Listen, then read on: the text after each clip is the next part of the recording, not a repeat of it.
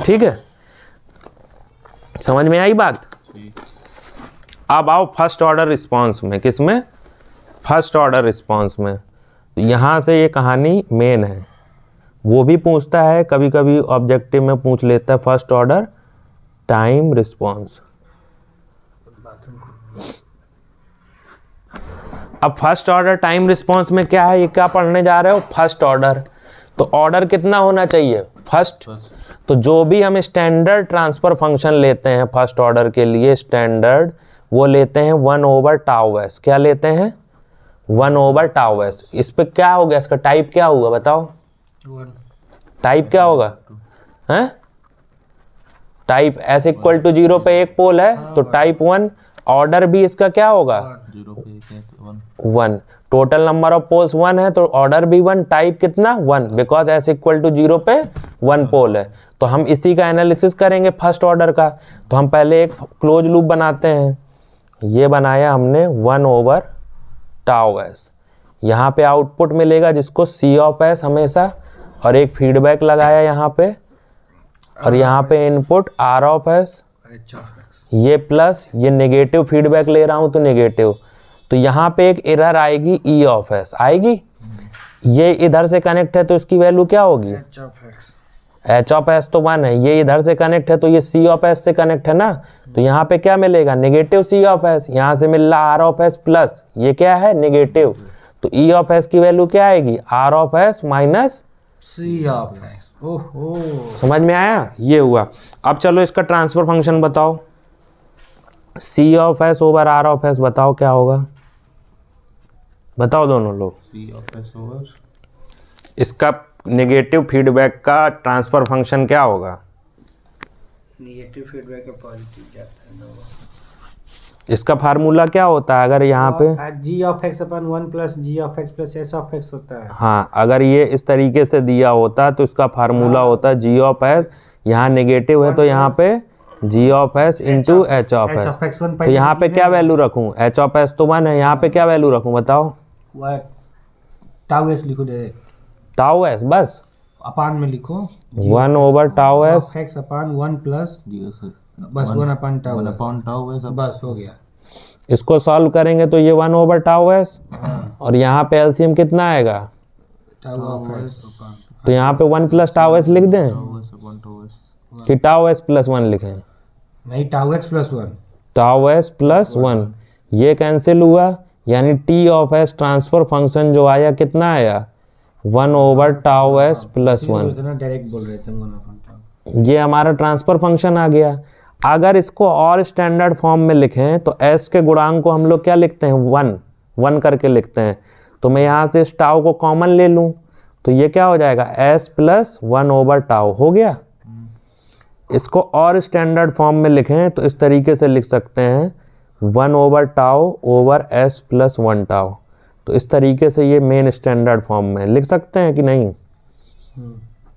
ये भी सही है, ये भी सही है, ये भी सही है, जो इसको जो में याद हो वो याद कर सकता है। ये हो गई इसकी स्टैंडर्ड फॉर्म, ठीक। फर्स्ट ऑर्डर का इक्वेशन है, फर्स्ट ऑर्डर का टाइम का ट्रांसफर फंक्शन है ये, स्टैंडर्ड ट्रांसफर फंक्शन जिसको बोलेंगे।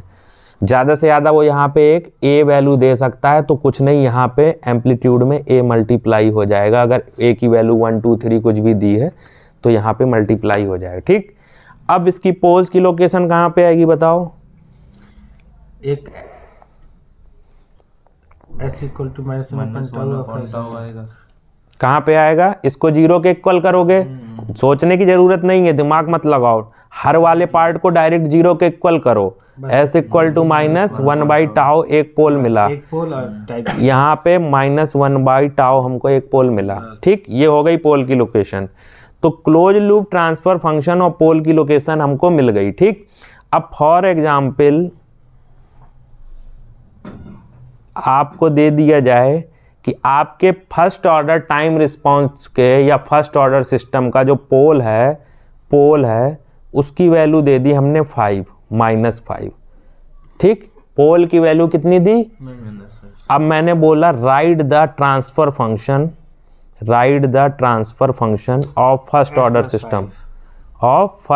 सिस्टम, तो 1/τ और τ, तो तुमको क्या करना है, मैंने बोला कि पोल की लोकेशन -5 है, मैंने बोला right the transfer function of first order system.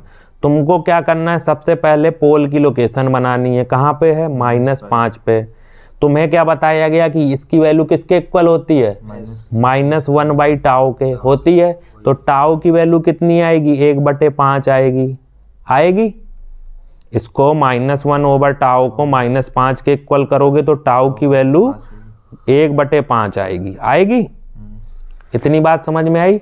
अब तुमको मैंने बताया था स्टैंडर्ड ट्रांसफर फंक्शन जो फर्स्ट ऑर्डर का होता है, वो मैंने बोला 1/टाउ s + 1/टाउ, या इसको ऐसे भी याद रख सकते हो, tau s = 1/s tau + 1। Tau की वैल्यू मिल गई है हमें। अब टाउ की वैल्यू कितनी मिली है, 5s/5 + 1। ये हो गया ट्रांसफर फंक्शन। तो तुम पोल की लोकेशन से फर्स्ट ऑर्डर का ट्रांसफर फंक्शन लिख दिए कि नहीं। अब चलो ठीक है, एक पोल की लोकेशन मैं और देता हूँ। पोल की लोकेशन मैंने दी s = -0.2। अब बताओ ट्रांसफर फंक्शन का, आप लिखो, थोड़ा तो पर्चा रख लो, इस पे लिखते जाओ, पूछूंगा तो जो इस पे बनाया करो तुरंत। तुम भी ले लो। s = -0.2 है। तो डायरेक्ट आपने बोला था वो अपन कितना बताया था ट्रांसफर फंक्शन आइडियल वाला, तुम बताओ क्या है। s = की वैल्यू इतनी है ना ट्रांसफर फंक्शन की, तो इसका होता है s प्लस में 0.2 हुआ होगा, तब जाके इसकी पोल में इतनी आई है। ठीक है, तो टाउ की वैल्यू जितना 1/, कुछ होती है ना बराबर, s बराबर कितना आया था, माइनस का 1/, कितना आया था, टाउ आया था। ठीक है, तब -0.2 है, तो 1 - 1/टाउ = -0.2। तो टाउ इक्वल टू कितना हो जाएगा, 0.2 हो जाएगा। 0.2 होगा, 1/0.2 हो गया। बस, तो उसका जो आइडियल आती होती है उसमें टाउ की वैल्यू कितनी आएगी, आइडियल क्या होती है हम भूल गए। अरे तुम टाउ की वैल्यू बताओ। टाउ की वैल्यू ठीक है 1/0.2। तो उसको सॉल्व करो ना, क्या आएगा सॉल्व पे। ट्रांसफर फंक्शन कितना आइडियल निकल गया था फर्स्ट ऑर्डर के लिए, 1/टाउ ओवर टाउ s + 1/टाउ। बस, तो 1/0.2 s + 1/0.2, तो 1/0.2 = s। टाउ की वैल्यू 1/0 नहीं, s इंटू था ना, s प्लस है, टाउ 1/0.2 आएगा ना, 1/। सही लिखा है, सही इतना आ गया था। देखो s की वैल्यू -0.2 दी है, कहाँ बनेगी पोल की लोकेशन, एक मेथड पे चलो, s की -0.2, इसकी वैल्यू हमारी क्या थी, -1/टाउ, ये याद रखना है। सिंपल -0.2 = -1/टाउ, माइनस से माइनस टाउ की वैल्यू 1/0.2, पॉइंट हटाया, यहाँ पे 10 आया, टाउ की वैल्यू 5। ठीक, स्टैंडर्ड ट्रांसफर फंक्शन मैंने बताया 1/टाउ s + 1/टाउ, टाउ की वैल्यू रखते ही 5, ये हमारा सॉल्व हो जाएगा, s + 1/5। ठीक, ट्रांसफर फंक्शन की वैल्यू आई 1/5s + 1 आई। इस तरीके से सॉल्व हो सकता है डायरेक्टली, कोई दिक्कत।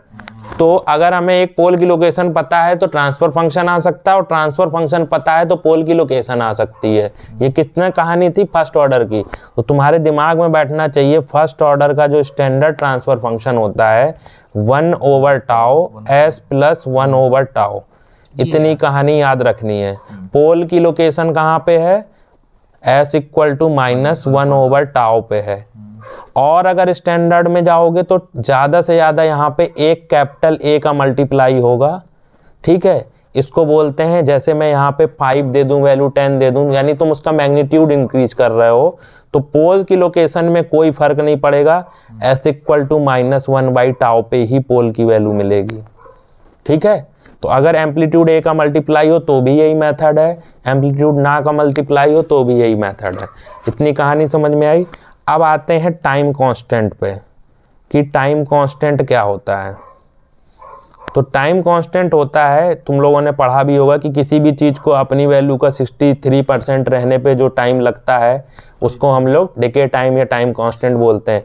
तो इस ट्रांसफ़र फंक्शन को, इस सिस्टम को अपनी वैल्यू 63% अचीव करने में या डिके करने में जितना टाइम लगेगा उसको टाइम कांस्टेंट बोलेंगे। तो कोई तुमसे बोले कि फर्स्ट ऑर्डर का टाइम कांस्टेंट क्या होता है, तो ये याद रखना, time constant of first order equal to 1 over reciprocal of root की जो वैल्यू होगी। सपोज दैट तुम्हारे पास रूट की वैल्यू क्या है, मैं बार बार बनाऊंगा ताकि याद हो जाए, -1 ओवर टाउ, ठीक है। तो इसका जो टाइम कांस्टेंट है इसकी वैल्यू क्या होगी, टाइम कांस्टेंट की वैल्यू 1 ओवर मॉड में -1 ओवर टाउ होगी। तो इसकी वैल्यू क्या आएगी सॉल्व होके, 1 ओवर टाउ, माइनस का प्लस हो जाएगा, यानी कि टाउ, यानी कि टाइम कांस्टेंट जो टाउ होता है वो क्या होता है एक्चुअल में, reciprocal of nearest value to the pole. Pole s equal to 0 के नियरेस्ट ये वैल्यू है, इसका जब रेसिप्रोकल ले लोगे तो क्या मिलेगा, 1 ओवर पॉजिटिव वैल्यू, तो मिल जाएगा टाइम कांस्टेंट। अब बताना, ध्यान से देखो, दिमाग का यूज करना। तुम्हें बोला जाए कि एक पोल की लोकेशन -0.2 है, फाइंड द टाइम कांस्टेंट, कैसे बताओगे, और कुछ भी नहीं गिवन है, 0.2। तो इसकी कितनी डिस्टेंस है यहाँ से 0.2, तो टाइम कांस्टेंट टाउ की वैल्यू होती 1 ओवर इसके रेसिप्रोकल की वैल्यू, इसका 1 ओवर 0.2 ये वैल्यू हुई, इसकी वैल्यू कितनी आएगी 0.2 सेकेंड आएगी। ये हो गया गलत, क्यों, एक सेकेंड, ये वैल्यू -0.2 है, तो इसकी वैल्यू क्या होती है -1 ओवर टाउ 0.2, ठीक है। तो टाउ की वैल्यू कितनी आएगी, इसकी वैल्यू का रेसिप्रोकल, यानी कि ये 1 ओवर टाउ ऑलरेडी गिवन था हमें, इसकी वैल्यू 1 ओवर टाउ है, तो इसकी वैल्यू डायरेक्ट 0.2 रखेंगे तो कितना आएगा 5 सेकेंड, समझ गए। यानी कि इसको चाहे डायरेक्ट रख दो चाहे इसकी डिस्टेंस को रख दो, डायरेक्ट आंसर आ जाएगा। अब चलो तुमको एक ट्रांसफर फंक्शन दिया हुआ है, t ऑफ s की वैल्यू दे दी k ओवर s प्लस 5 और बोला फाइंड द टाइम कांस्टेंट। तो इसका टाइम कांस्टेंट कैसे निकालोगे, -5 पे हो s इक्वल टू -5 पे ये क्या दिया है, पोल है, पोल, और ये -1 ओवर टाउ, टाइम कांस्टेंट बताया 1 ओवर -1 ओवर टाउ की वैल्यू, तो इसको ऐसे लिख लिया, इसकी वैल्यू कितनी है -5, तो इसका टाइम कांस्टेंट आया 0.2 सेकेंड। तो इस तरीके से टाइम कांस्टेंट निकाल सकते हो। टाइम कांस्टेंट की वैल्यू क्या सीखे, reciprocal of the nearest pole to the s, ठीक है। अब एक होती है, एक टर्म होता है बैंडविड्थ। बैंडविड्थ की वैल्यू हो गई, इसका पोल यहाँ से यहाँ तक की जो डिस्टेंस होती है d, इसी को बैंडविड्थ बोलते हैं, बट इसमें माइनस नहीं कंक्लूड करते। तो बैंडविड्थ की वैल्यू क्या हो गई 1 ओवर टाउ, ये इसकी बैंडविड्थ है। इतना समझ में आया, इतनी कहानी थी फर्स्ट ऑर्डर की। इसके बाद चलो अब चलो इम्पल्स रिस्पॉन्स। अब इम्पल्स रिस्पॉन्स क्यों बोलते हैं, जैसे हमने इम्पल्स सिग्नल पढ़ा, यूनिट पढ़ा, ठीक है, रैंप सिग्नल पढ़ा, ऐसे 3 सिग्नल तो बेसिक पढ़े ही होंगे, सिग्नल सिस्टम में नहीं पढ़े हो।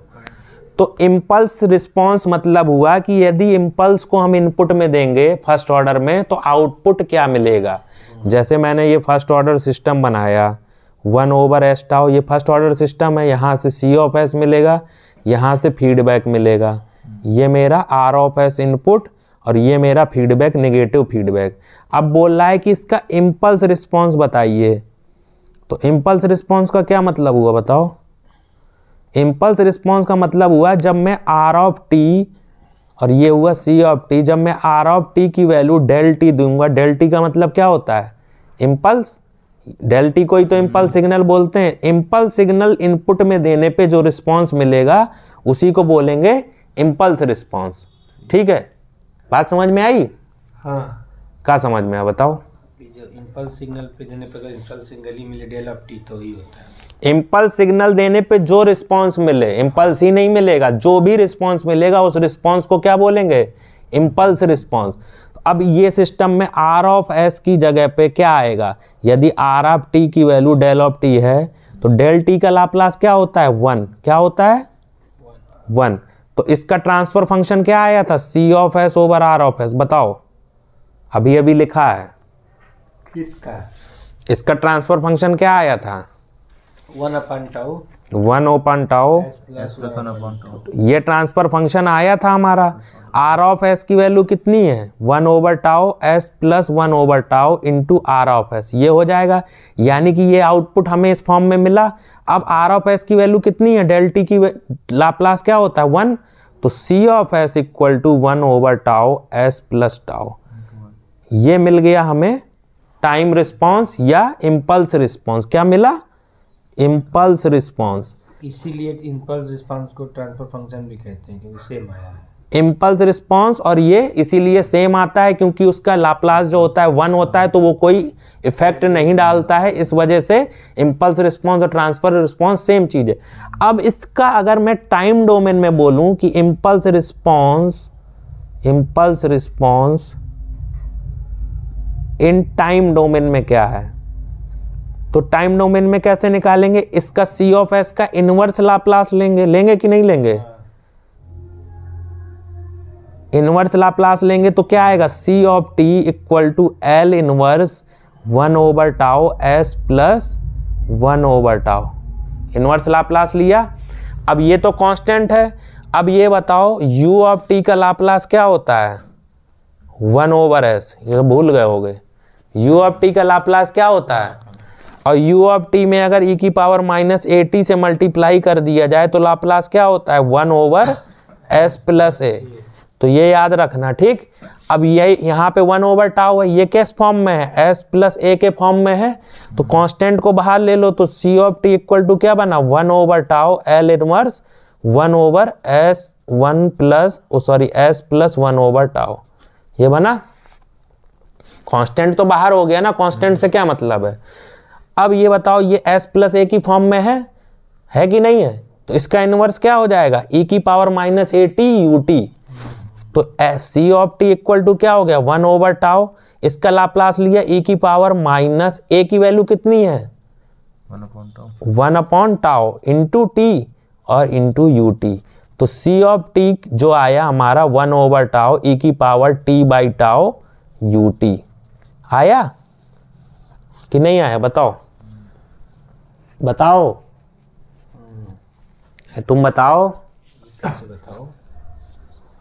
ये वाला यहाँ से फिर से बताइए, इम्पल्स लाप्लास वाला इनवर्स लाप्लास में आया है। C ऑफ T की वैल्यू इतनी थी, ये 1 ओवर टाउ कांस्टेंट है तो इसको बाहर ले लिया भाई, S के टर्म का ही इनवर्स आएगा ना, तो इसको बाहर ले लिया।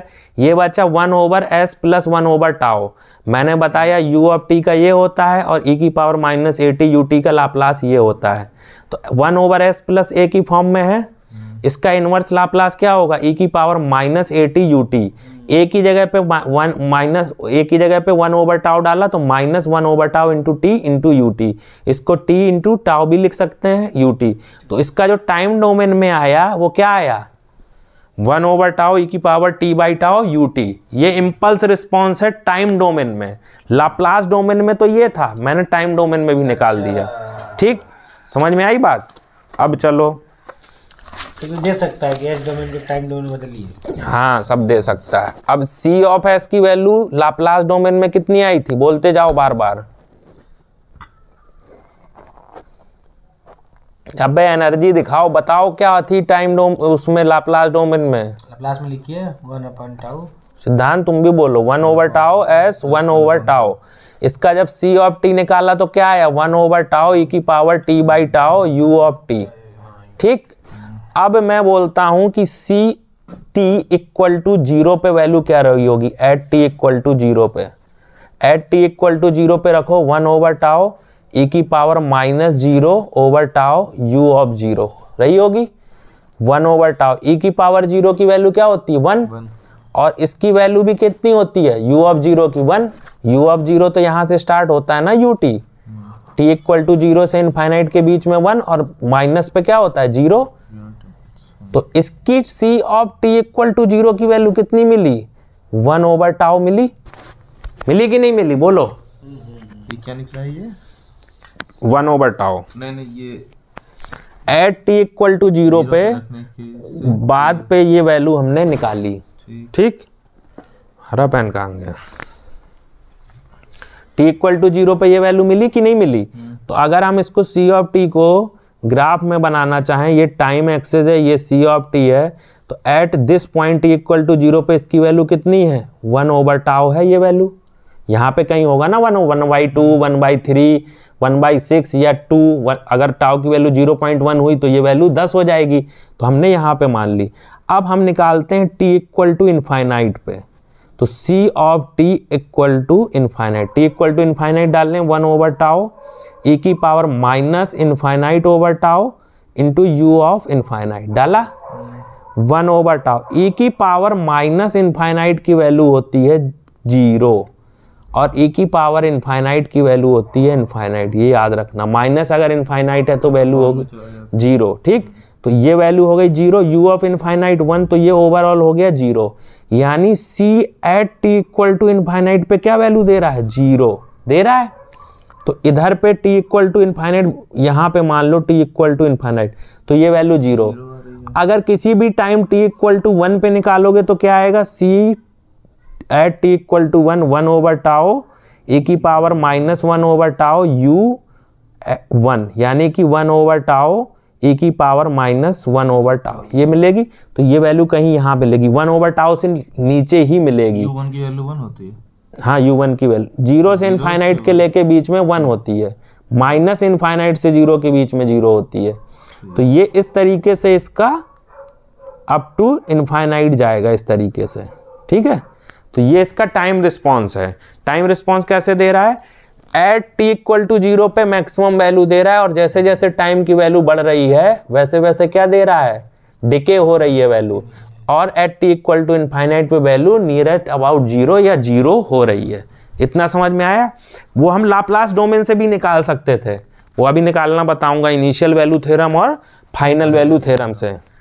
बट वही सही रहता है। बट इनिशियल वैल्यू थ्योरम और फाइनल वैल्यू थ्योरम कहाँ पे अप्लाई होती हैं? इनिशियल वैल्यू थ्योरम और फाइनल वैल्यू थ्योरम कहाँ पे अप्लाई होती है? फाइनल वैल्यू थ्योरम जो अप्लाई होती है वो होती है ओनली स्टेबल सिस्टम के लिए अप्लाई। किसके लिए? स्टेबल सिस्टम के लिए अप्लाई होती है। तो यहाँ पे फाइनल वैल्यू थ्योरम इसलिए नहीं अप्लाई हो पाएगी क्योंकि फाइनल वैल्यू थ्योरम होती है s टेंस टू इनफाइनाइट। अच्छा, नहीं, s tends to 0 s c of s रखोगे, इसका मतलब होता है c of t limit t tends to infinite, ये होता है फाइनल वैल्यू थ्योरम। तो s tends to 0 s of cs रखोगे तो s tends to 0 s cs की वैल्यू क्या थी? 1/τ s प्लस 1/τ, तो इसकी वैल्यू 0 दे देगा, ठीक है। लेकिन वो जो अप्लाई होती है वो होती है स्टेबल सिस्टम के लिए। ये करेक्ट है बट ये फाइनल वैल्यू थ्योरम के मेथड से गलत है, क्योंकि फाइनल वैल्यू थ्योरम के अकॉर्डिंग जो सिस्टम स्टेबल होगा वो आगे बताऊंगा कि राउथ एरे से कैसे स्टेबिलिटी चेक करते हैं, ठीक है। तो अभी फाइनल वैल्यू थ्योरम में मत जाओ, ठीक। तो ये हो गया कि t इक्वल टू इनफाइनाइट पे वैल्यू 0 दे रही है और t इक्वल टू 0 पे मैक्सिमम वैल्यू दे रही है। तो ये तो हो गया हमारा किसका? Impulse response. अब आते हैं यूनिट रिस्पॉन्स। इम्पल्स रिस्पॉन्स समझ में आया? उसी को ट्रांसफर फंक्शन बोलते हैं। यूनिट रिस्पॉन्स में क्या होगा? Unit response of system. अबे ये तो हो जाने दो। यूनिट रिस्पॉन्स में क्या होगा? ये 1/s टाउ है, ठीक है, और यहाँ पे c ऑफ s, यहाँ पे r ऑफ s और यहाँ पे फीडबैक, ठीक है। c of s over r of s की वैल्यू कितनी आई? ये तो रट जाना चाहिए, 1/s टाउ, डायरेक्ट बताओ 1/τ s plus 1/τ। r of s की वैल्यू यहाँ पे यूनिट रिस्पॉन्स बोल रहे हैं, मतलब r ऑफ t की value u of t। Yes. तो r ऑफ s की वैल्यू क्या हुई? 1/s। तो c ऑफ s की वैल्यू हुई 1/τ s plus 1/τ into r of s। तो c ऑफ s की वैल्यू हो गई 1/τ s plus 1/τ। r of s की वैल्यू क्या रखेंगे? 1/s। तो इसका हो गया c ऑफ s 1/τ इसी में ऊपर s मल्टीप्लाई कर s दीजिए प्लस 1/τ। अब इसके बाद तुम्हारा होमवर्क है कि इसका इनवर्स लाप्लास निकालना और फाइनल वैल्यू रख के, जैसे इसका रखा है वैसे ग्राफ बनाना। इसका इन्वर्स निकालोगे पार्शियल फ्रैक्शन से, देखना नहीं आए तो पूछना। इधर तक कंप्लीट करो, ठीक।